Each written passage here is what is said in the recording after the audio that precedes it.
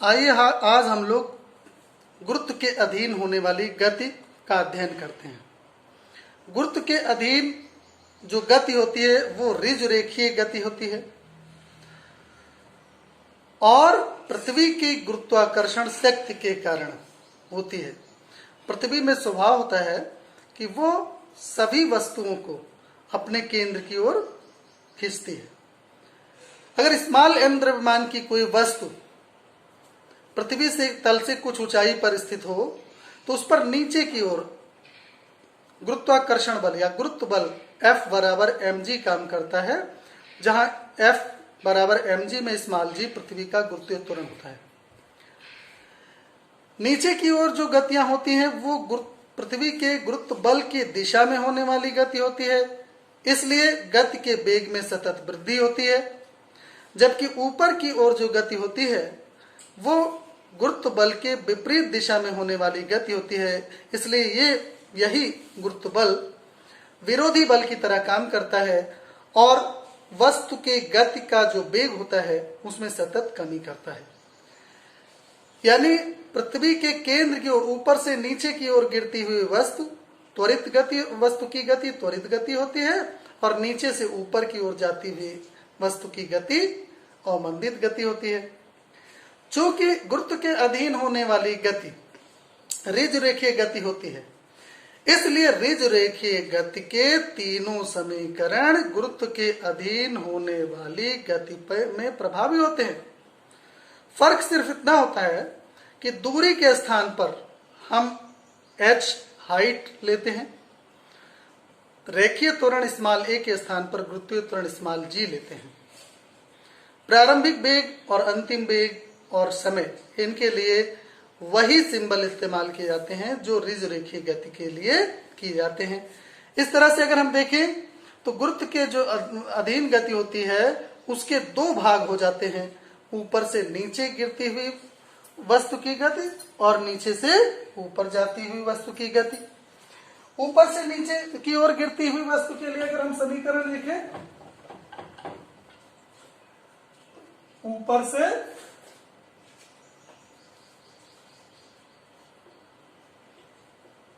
नीचे की ओर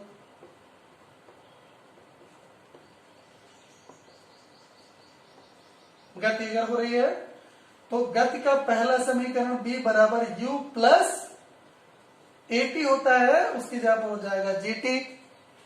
दूसरा समीकरण s बराबर ut plus half at square होता है, तो s की जगह पर हम h ले लेंगे। h बराबर ut प्लस हाफ at की स्क्वायर होता है, a की जगह पर हम g ले लेंगे, तो h बराबर ut plus half gt square बन जाएगा। और तीसरा समीकरण b स्क्वायर बराबर u स्क्वायर प्लस 2as होता है, यहाँ 2gh हो जाएगा।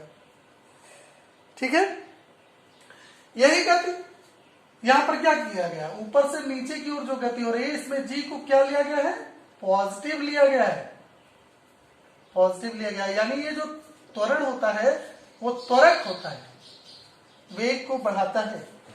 और अगर गति नीचे से ऊपर की ओर हो रही है, ऊपर की ओर,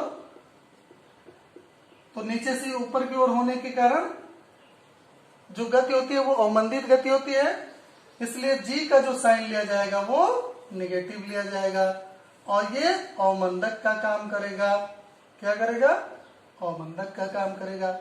तो जहां जहां g को प्लस लिया गया है वहीं हम g को माइनस ले लें तो गुरुत्व के अधीन नीचे से ऊपर जाती हुई गति के लिए तीनों समीकरण हमें मिल जाएंगे। b बराबर u माइनस gt, h बराबर ut minus half gt square, b square is equal to u square minus 2gh मिल जाएगा। ठीक है, ध्यान रखना है इसमें। यहाँ ध्यान देने वाली बात यह है कि जो ऋजु रेखीय गति के समीकरण स्थापित किए गए हैं इन सब में ये कंसीडर किया गया है कि जो मूवमेंट हो रहा है वो कोऑर्डिनेट एक्सिस के ओरिजिन पॉइंट से हो रहा है, यानी मूल बिंदु से गतियों को लिया गया है। सरल भाषा में कहें तो प्रारंभिक विस्थापन शून्य मानकर और प्रारंभिक समय t बराबर 0 मानकर हम इन समीकरणों को स्थापित करते हैं। यदि कहीं ऐसी स्थिति बन जाए कि t बराबर 0 टाइम पर विस्थापन 0 ना हो, तो जो मूल विस्थापन होगा उस विस्थापन को भी इस समीकरण में समाहित कर दिया जाता है। इसको अभी हम लोग प्रमुख बातों में इसकी हम चर्चा करेंगे अलग से। अभी देखिए, एक फ्रीली फॉलिंग बॉडी की बात होती है, मुक्त पतन की बात होती है। मुक्त पतन क्या है? मुक्त पतन वो पतन होता है जिसमें प्रारंभिक वेग शून्य होता है, और गुरुत्व के अधीन जो मुक्त पतन होता है उसकी खासियत क्या है? पृथ्वी का जो गुरुत्वीय त्वरण होता है ये गिरती हुई वस्तु के द्रव्यमान पर निर्भर नहीं करता है। यानी चाहे हाथी गिर रही हो और चाहे चींटी गिर रही हो, दोनों गिरती हुई वस्तुओं पर एक समान रूप से गुरुत्वीय त्वरण जी काम करता है। इसीलिए गुरुत्व के अधीन होने वाली गति एक समान ऋजरेखीय गति का सबसे बेहतर उदाहरण माना जाता है। ठीक है, तो जब मुक्त पतन होता है तो मुक्त पतन में प्रारंभिक वेग 0 होता है। क्या होता है? प्रारंभिक वेग 0। अगर किसी पतन में प्रारंभिक वेग 0 नहीं है तो वो मुक्त पतन नहीं हो सकता है। अगर हम प्रारंभिक वेग किसी वस्तु को दे देते हैं तो यहाँ बात क्या होती है? यहाँ एक्सटर्नल फोर्स हमें अप्लाई करना पड़ता है, और जब हम एक्सटर्नल फोर्स अप्लाई कर देते हैं तब ये गति, गुरुत्व के अधीन गति, फिर स्वतंत्र गति नहीं रह जाती है। तो अगर हम स्वतंत्रता पूर्वक गिरती हुई वस्तु की बात करें तब भी u बराबर 0 होगा, या मुक्त पतन की बात करें तब भी 0 हो जाएगा। तो अगर मुक्त पतन के लिए इन्हीं समीकरणों को हम देखें तो मुक्त पतन के लिए समीकरण प्राप्त करने के लिए इन तीनों समीकरणों में u के स्थान पर जब हम 0 रखते हैं तो मुक्त पतन के लिए इन समीकरणों का स्वरूप कुछ ऐसा हो जाएगा। मुक्त पतन के लिए पहला समीकरण हो जाएगा b बराबर gt प्लस b बराबर gt। दूसरा समीकरण हो जाएगा h बराबर हाफ gt स्क्वायर। तीसरा समीकरण हो जाएगा v square is equal to 2gh। इसमें देखिए मुक्त पतन की बात होते ही प्रारंभिक वेग 0 हो जाता है, तो प्रारंभिक वेग की बात हम नहीं करते हैं।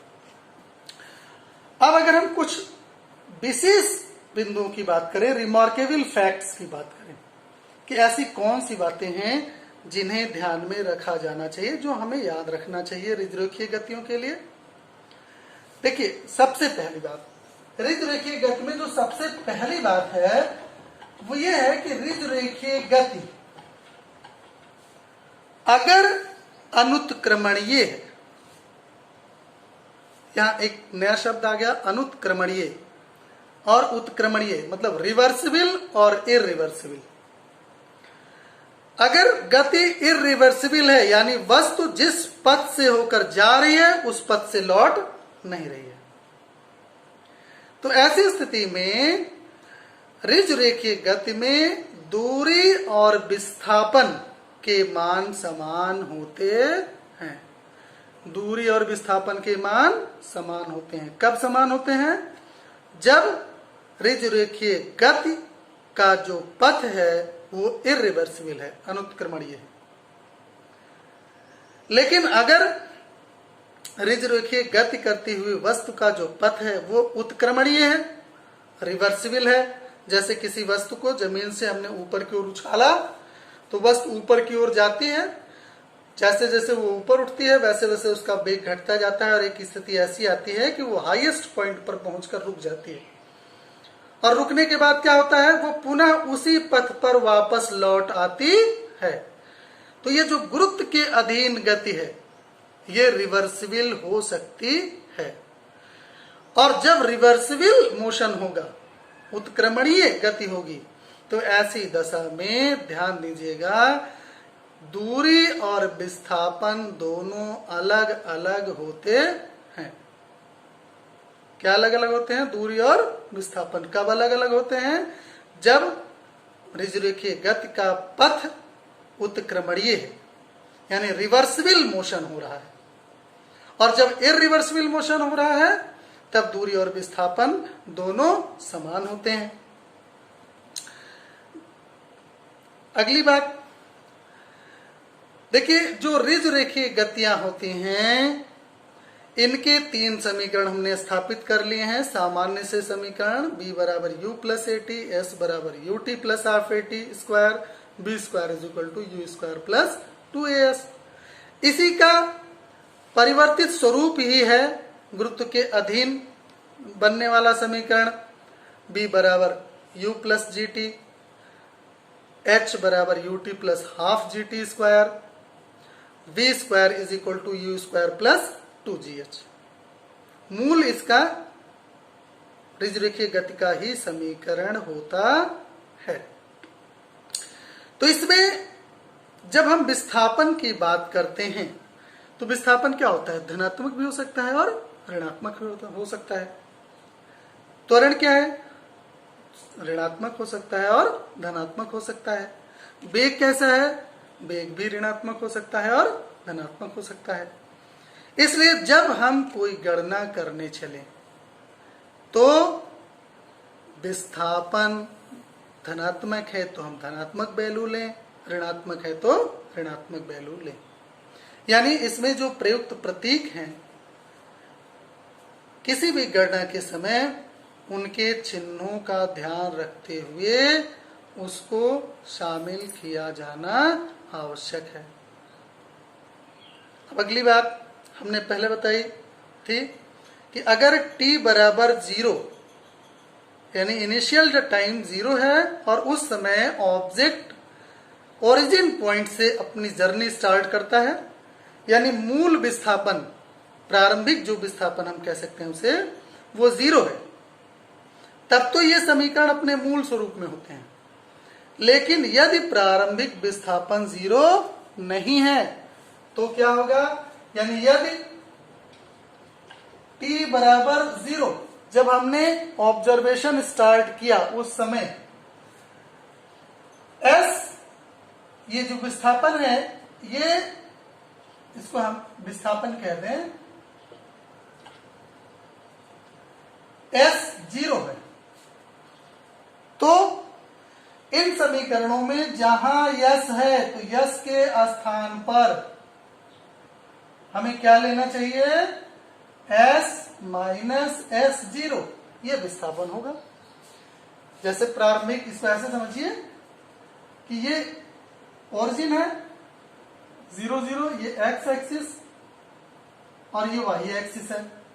ऑब्जेक्ट यहां पर है, ये इसकी इनिशियल डिस्टेंस s0 है जब हमने ऑब्जर्वेशन स्टार्ट किया, और यहां से t समय बाद हमने देखा कि ऑब्जेक्ट यहां पहुंच गया, ये ऑब्जेक्ट गति करता हुआ इस जगह पर आ गया। इसका विस्थापन अब कितना हो गया? मूल बिंदु के सापेक्ष s हो गया। तो जर्नी के दौरान जो t टाइम इंटरवल है इसमें विस्थापन कितना होगा? s माइनस s0 ही तो हुआ। इसीलिए जो समीकरण होंगे प्रयोग में लाए जाएंगे उसमें हम ऐसी स्थिति में यस के बजाय यस माइनस s0 रखेंगे। इस तरह से ऐसी दशा में हमारे जो ऋजुरेखीय गति के समीकरण हैं वो अपना स्वरूप बदलते हैं। पहला समीकरण अपने मूल स्वरूप में ही रहता है, b बराबर u प्लस ए टी। दूसरा समीकरण यस माइनस s0 बराबर U T plus half A T square हो जाता है। और तीसरा जो समीकरण होता है वो v square is equal to U square plus 2as minus s0 हो जाता है। ठीक है, इसका ध्यान रखेंगे। इसको हम डायरेक्ट ट्रिकी अप्रोच में भी इस तरह से हम इस्तेमाल कर सकते हैं। अब जरा देखिए 91 सेकंड में चली गई दूरी, इनसे जो भी होगा, जो भी हमें कैलकुलेशन मिलेगा विस्थापन के बारे में, वो हमें टी टाइम में चली गई दूरी, 10 सेकंड में चली गई दूरी, 15 सेकंड में चली गई दूरी, 20 सेकंड में चली गई कुल दूरी, इसका हम आकलन कर पाएंगे इन समीकरणों से। लेकिन अगर पूछ लिया जाए कि 10वें सेकंड में कितनी दूरी तय की गई, तो इसके लिए क्या करना होगा? अगर हमसे पूछा जाए कि रिज रेखीय गति करता हुआ ऑब्जेक्ट 10वें सेकंड में कितनी दूरी तय करता है, तो ऐसी स्थिति में हमको करना क्या चाहिए? 10 सेकंड में चली गई कुल दूरी निकालना चाहिए, फिर 9 सेकंड में चली गई दूरी निकालना चाहिए, और दोनों दूरियों का अंतर निकाल लें, तो जो अंतर मिलेगा वो 10वें सेकंड में चली गई दूरी हो जाएगी। ठीक, इसी प्रकार से इसका हम जनरलाइजेशन अगर करना चाहें, सामान्यकरण कर दें, यानी 90वें सेकंड में चली गई दूरी, तो 90वें सेकंड में चली गई दूरी का अभिप्राय सीधा सा है कि n सेकंड में चली गई दूरी माइनस n-1 समय में चली गई दूरी। देखिए आइए कैसे निकलता है। मान लेते हैं कि जो nवें सेकंड में चली गई दूरी है, nवें सेकंड में चली गई दूरी, इसको मान लीजिए डेल्टा एस है, सपोज है, ये मान लिया गया।